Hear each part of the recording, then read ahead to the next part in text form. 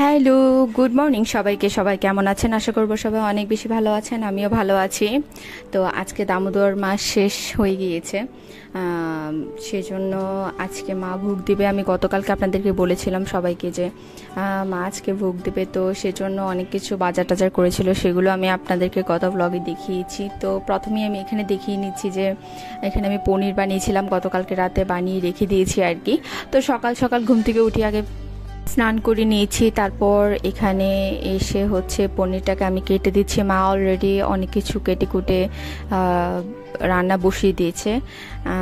আজকে কি কি আইটেম হবে সেগুলো তো হলে পরে দেখাবো। তো আজকে একটু অন্যরকম করে করা হচ্ছে। মা বলেছিল যে ভুনা খিচুড়ি করার জন্য, তা বললাম যে না, ভুনা খিচুড়ি বা ঢালা খিচুড়ি বা অন্য ভোগ অনেক দেওয়া হয়েছে, তো এবার একটু অন্যরকম করে করা হোক। পুষ্পান্ন করার কথা বলেছিলাম আমি। তো আজকে আমি রান্না করেছি পুষ্পান্নটা, আর রান্না করেছি ভাজিটা, যে যা করার ছিল সেগুলো করেছি। আর মা রান্না করেছে ডাল, বুটের ডাল বা মটরের ডাল ওটা। আর হচ্ছে এখানে পনির বানিয়ে দিয়েছি, পনির দিয়ে ফুলকপি আলু দিয়ে ডালনা, আর হচ্ছে অনেক ধরনের ভাজি, মানে 4-5 রকমের ভাজি আর কি, পায়েস, আর হচ্ছে টমেটো চাটনি। এগুলোই আজকে করা হয়েছে। আজকের মেনুতে এগুলোই ছিল ভগবানের উদ্দেশ্যে, আর আমরা হচ্ছে প্রসাদ পেয়েছি। আর এখানে প্রথমে আমি ঘুম থেকে উঠে আগে স্নান টান করে ফ্রেশ হয়ে পনিরটাকে কেটে দিচ্ছি মাকে, কারণ মা অলরেডি রান্না বান্না বসিয়ে দিয়েছে। মা রান্না শেষ হওয়ার পর তারপর আমি রান্না করব সেজন্য। আর এই ছুরিটা বেসিক্যালি আমাদের মাছ, মানে আমিষ আর কি যেটাকে বলে। তো এটাকে আমি ঘি লাগিয়ে আগুন দিয়ে পুড়ে নিয়েছি ভালো করে ধুয়ে ধুয়ে, কারণ আমাদের নিরামিষ ছুরি নেই। তো এখন পনিরগুলো কাটবো যে সেরকম কোনো অবস্থাও নেই, সেজন্যই আর কি বাধ্য হয়েই করলাম। ছুরি কিনবো করে আসলে মনে থাকছে না বা ভুলে যাচ্ছি।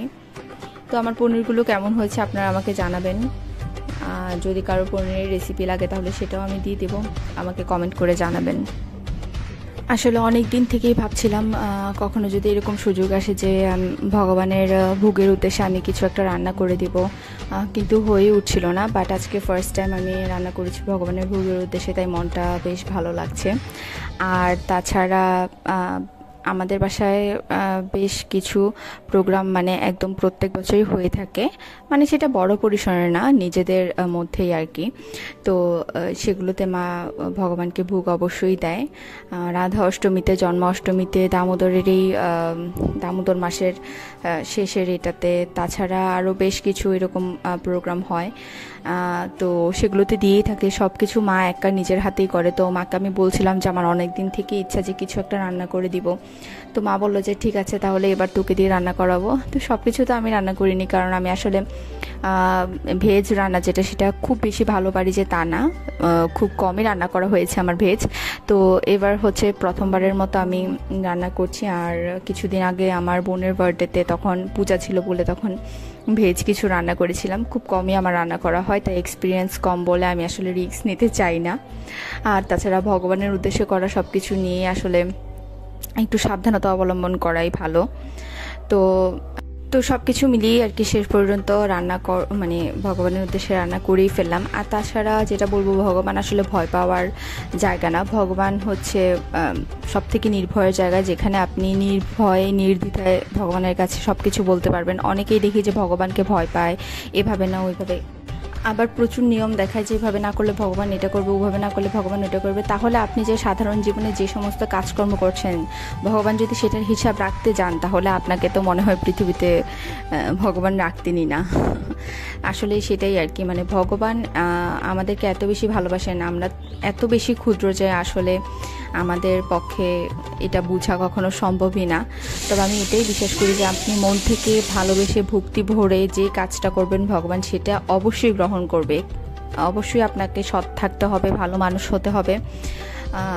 আর তাছাড়া আমরা সাধারণ জীবনে এত বেশি পাপ কাজ করে থাকি, যেটা আমরা নিজেরাও বুঝি না, হয়তো মনে করি আমরা আসলে সেরকম খারাপ কিছু করছি না, কিন্তু আমরা এতই ক্ষুদ্র যে আমরা আমাদের ভুলগুলো বুঝতে পারি না। আর ভগবান আমাদেরকে প্রতিনিয়ত অনেক বেশি ক্ষমা করে যাচ্ছেন, অনেক বেশি আমাদেরকে ভালো রাখছেন। তাই ভগবানকে ভয় পাবেন না। ভগবান হচ্ছে সব থেকে নির্ভয়ের জায়গা, যেখানে আপনি নির্দ্বিধায় সব কিছু বলতে পারেন। আর এখানে হচ্ছে রান্না করা হয়েছে ফুলকপি আলু দিয়ে পনিরের ডালনা, এটা মা রান্না করেছে। আর জলপাই দিয়ে টমেটো দিয়ে চাটনি করা হয়েছে, এটাও মা রান্না করেছে। পায়েস রান্না করেছে, এটাও মা রান্না করেছে পায়েসটা। আর মানে বেশিরভাগ রান্না মাই করেছে, আর ডালটাও মা রান্না করেছে। আমি জাস্ট ভাজাগুলো করেছি আর পুষ্পান্নটা রান্না করেছি। তো এই দুইটাই আমি রান্না করেছি আর কি, আর সব কিছুই মা করেছে। আর এখানে তো ত্রিভ একটু পর পরে সেইটা ওটা দেখছে। আর এই যেগুলো সেদিন পাপা নিয়ে এসেছিল মেলা থেকে, আপনাদেরকে বলেছিলাম, কয়েকটা দেখিয়েছিলাম, এগুলো বক্স করে রেখেছে।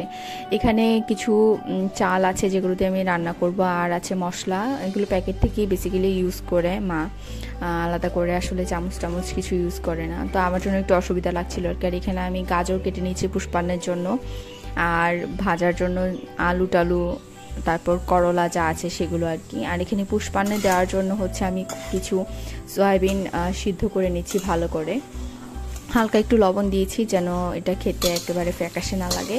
আর ভালো করে সিদ্ধ করলে সয়াবিনের যে স্মেলটা সেটা চলে যায়, নিজস্ব একটা স্মেল থাকে সয়াবিনের।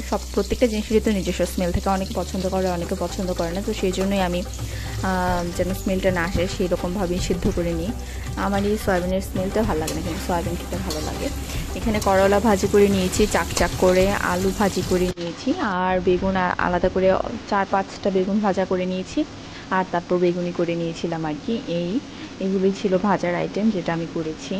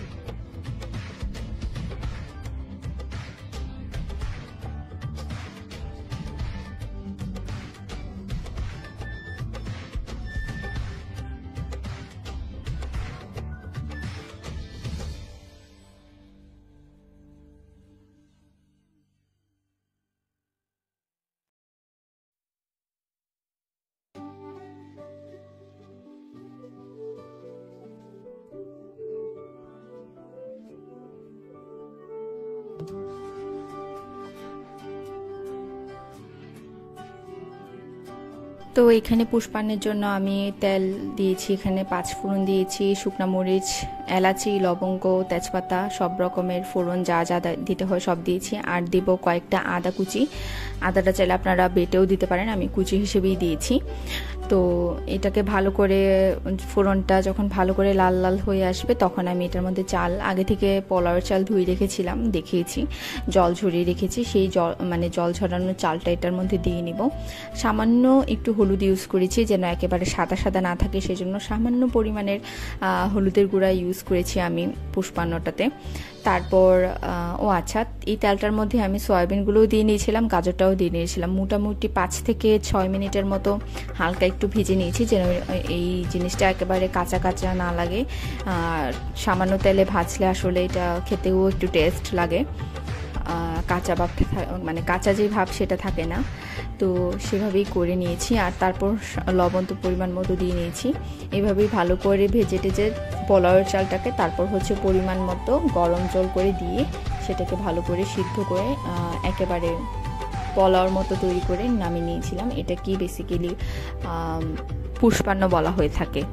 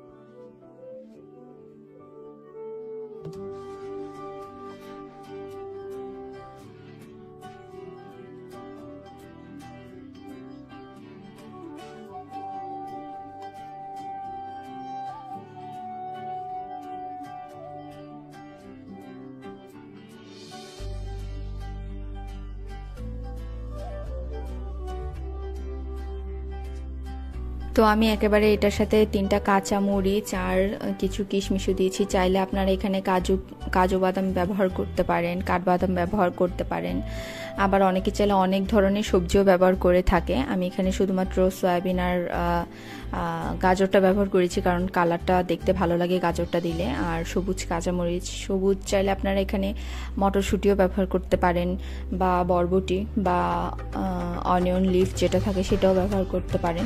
ভালো লাগে, দেখতে ভালো লাগে, খেতেও তো ভালো লাগেই। তো এইভাবে করে সিম্পলি আমি পুষ্পান্নটাও তৈরি করে নিলাম।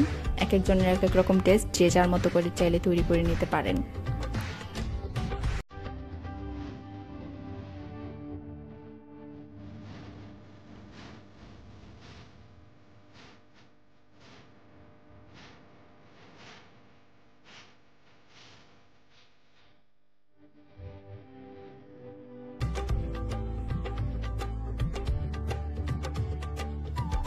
আবার নামানোর আগে আমি উপর থেকে সামান্য একটু ঘিও দিয়ে নিয়েছিলাম। আর এই যে এখানে সাজানো হয়ে গিয়েছে বাটিতে বাটিতে পায়েস, ডাল, ডালনা, ভাজা সব কিছু, তুলসী পাতাও দেওয়া হয়ে গিয়েছে। এবার শুধুমাত্র ভগবানের সামনে সাজিয়ে সেটা নিবেদন করা হবে আর কি। এখানে গতকালকে মেলা থেকে আনা প্রদীপগুলো আমরা সাজিয়ে নিয়েছি।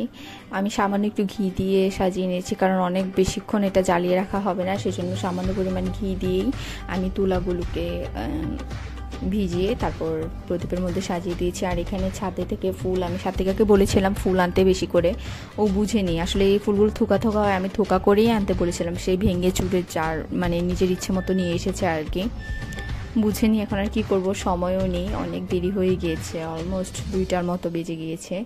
তো এই ফুল যা দিয়েছে তা দিয়ে আমি সাজিয়ে নিয়েছি হালকা করে।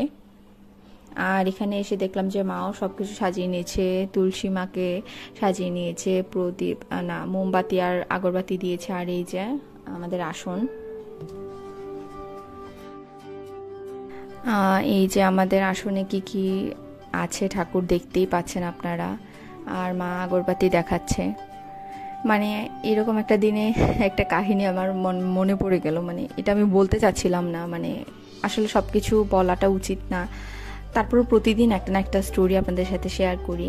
কোনো এক ব্যক্তি হচ্ছে আমার সাথে, মানে আমার সাথে ঝগড়া লেগে আমাকে ছোট করার জন্য, ঝগড়া লাগা ছাড়াও এমনিতে আমাকে ছোট করার জন্য আমাকে বলেছিল তোর মার কি আছে, তোর মার কিচ্ছু নাই, সামান্য একটা বাড়ি, ভাঙাচোরা আসন।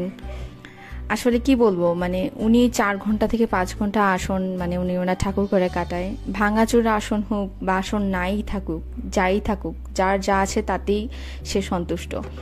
আসন আবার ভাঙাচোরা কি, ভগবান যেখানে থাকতে ইচ্ছে করেন সেখানে ভাঙাচোরা হোক ময়লা হোক সেখানে তিনি থাকবেনই।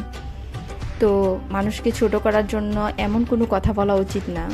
আশা করি ভগবান এই কথাটাকে খুব স্বাভাবিকভাবে নেবেন না, উনি এই কথাটার যোগ্য জবাব ওনাকে অবশ্যই দিবেন। এই আর কি, কাউকে ছোট করার জন্য ভগবানকে পর্যন্ত ছাড়েননি তিনি। অবশ্য ওনার ঘরে পেঁচাও ঢুকেছিল, আর হিন্দুদের মতে ঘরে পেঁচা ঢুকার অর্থ কি সেটা আপনারা জানেন। সেটা ঘরে পেঁচা ঢুকা মানে তিনি অনেক বড় হচ্ছে পাপিষ্ট। এটা হচ্ছে হিন্দু ধর্মের শাস্ত্র অনুযায়ী এটার ব্যাখ্যা। উনি পাপিষ্ট, তাকে প্রায়শ্চিত্ত করতে হয়। তিনি প্রায়শ্চিত্ত করেছেন, কিন্তু উনি ওনার মনকে সামলাননি এখনো পর্যন্ত, ওনার মন নিচুই রয়ে গিয়েছে। যাই হোক, আজকের দিনে এই সমস্ত কথা না বলাই ভালো। এখানে ভগবানের উদ্দেশ্যে যা যা ভোগ আমরা তৈরি করেছিলাম, রান্না করেছিলাম, সেগুলো সাজিয়ে দিচ্ছি। আর এই তো, আর আমার ছেলে তো আছেই, ও সারাক্ষণ ঘ্যান প্যান, মানে ও যে কী চায় ভগবানই জানে। ওর কান্নাকাটি তো সাথে আছেই, এক্সট্রা ফ্রি, একদম এডিশনাল।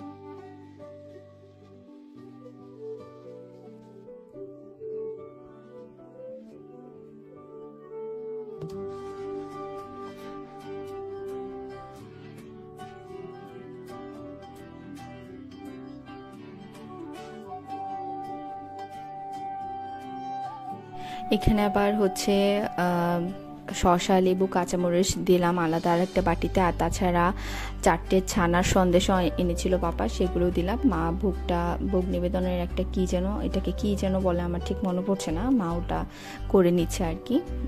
ভোগ নিবেদন করার মনে হয় মন্ত্র আছে, সেটাই করছে। আর পাশে আমি প্রদীপগুলো রেখেছি, এগুলো পরে জ্বালিয়ে দিচ্ছি।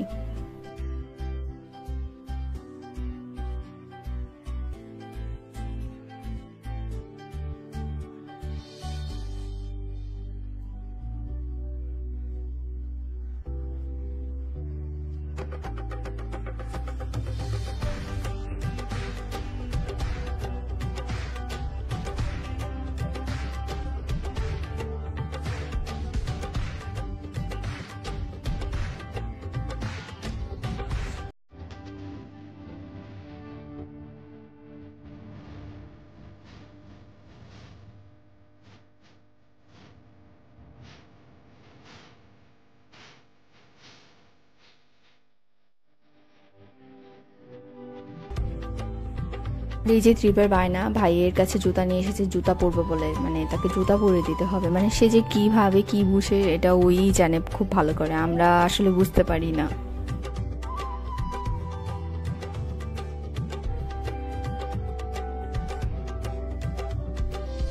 আবার সে এখানে পাগল হয়ে গিয়েছে বল দিবে বলে, প্রদীপ থেকে হাত দিয়ে নিয়ে মাথায় ছোঁয়া ছিল নিজের। আবার আমার মা যখন প্রণাম করছিল তখন সেও প্রণাম করছে, মানে ভগবানের সামনে জুতা পরে সে মানে বাচ্চা মানুষ তো বুঝে না, যা খুশি করে বেড়াচ্ছে। আবার কান্নাকাটি করছে সব কিছু ধরার জন্য, বিরক্ত হচ্ছে খুব, মানে কখন কি ধরে ফেলতে পারবে এই আশাই সে থাকে।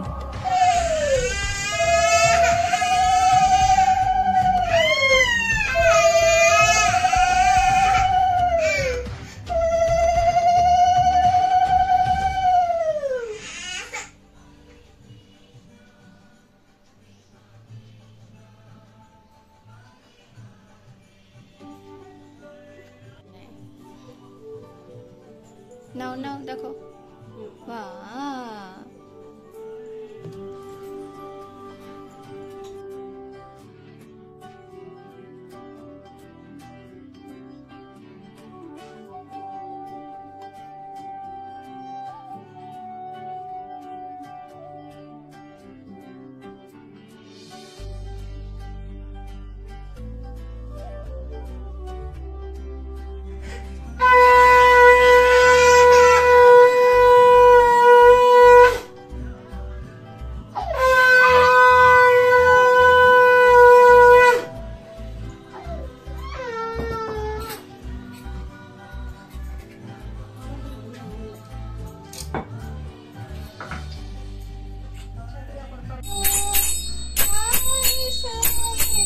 এখানে মা আবার হচ্ছে ভুগারতি গাইছে, আর এই তো এইভাবে আমাদের দিনটা আজকে কেটে গেল। আর তেমন কিছু আপনাদের সাথে শেয়ার করিনি। এখানে আবার জীব ঘুমিয়ে পড়েছে। তো আমার আজকের ব্লগটা এই পর্যন্তই ছিল। আমার ব্লগগুলো আপনাদের কেমন লাগছে অবশ্যই কমেন্ট করে জানাবেন। আমার ব্লগ যদি ভালো লেগে থাকে তাহলে আপনার রিলেটিভস এবং ফ্রেন্ডসদের সাথে শেয়ার করবেন, আমাকে কমেন্ট করবেন, আর অবশ্যই আমার চ্যানেলে নতুন হয়ে থাকলে একটা সাবস্ক্রাইব করে দিবেন। আপনারা সবাই অনেক বেশি ভালো থাকবেন। আমার নেক্সট ব্লগ দেখার জন্য আমন্ত্রণ রইল। সেই পর্যন্ত সবাই অনেক বেশি ভালো থাকেন। টাটা।